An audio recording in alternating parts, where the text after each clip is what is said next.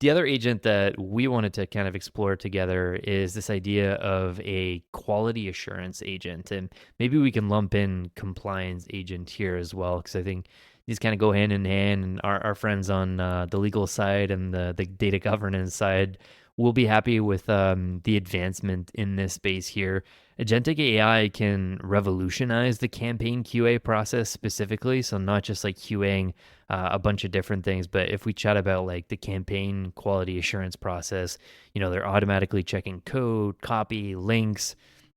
If you're rendering right across different devices, like right now, a lot of teams are doing manual reviews. A lot of cool tools like Knack, sponsor on the show, that does a lot of work on like translation and getting everyone together on one platform to approve templates. And there's some really cool work on like QA agents that are validating and doing some of this work for you. It acts as kind of like an intelligent co-pilot and gives marketers like real-time feedback, and you can reduce costs on like some of the QA side of things. There's a lot of like non-AI solutions for this stuff, but like, do you think there's added value in an agentic solution here that can help with campaign QA? Yeah, yeah, absolutely. And I think this is something that like anybody can build, at least like a POC or a MVP, right? Like a custom GPT. I know everyone knows about it, or like I think Gemini has gems, or Claude is projects, sort of the equivalent of it. But I think like at the very basic, anybody should be able to sort of feed your QA checklist, your campaign doc, your email proofs, or SMS push copy, whatever that is, and like have it sort of do that initial review at least. Like, are your UTM parameters coded in properly, or is the because sometimes people will have like the brand guidelines and email creative guidelines and the padding and all of that, right? Like, does it like all like work as expected? So I think that like that has been a low hanging fruit. I've heard like in our workshops, some of the workshops like I've been doing on the lifecycle humanity side. We've been doing a lot of workshops around it, and people have found it like a simple use case, a repetitive use case, low hanging fruit. Like people should definitely look at it.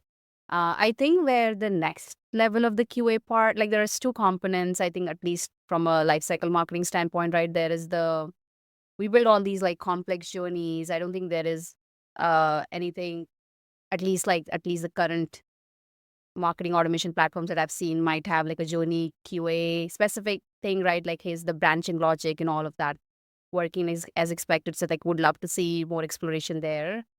Um and then I think where I think there might be a lot of opportunities for like companies like Email and Acid and Litmus.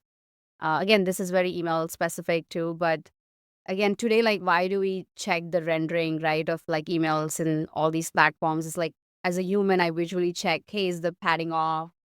But then technically, these are just pixels, and like, I just want 2 inches here, right? Like, I think all of those guidelines could be technically fed, and like, so I think like whatever the human eye looks for, the AI could look for, like, it's math and like proportions and ratios.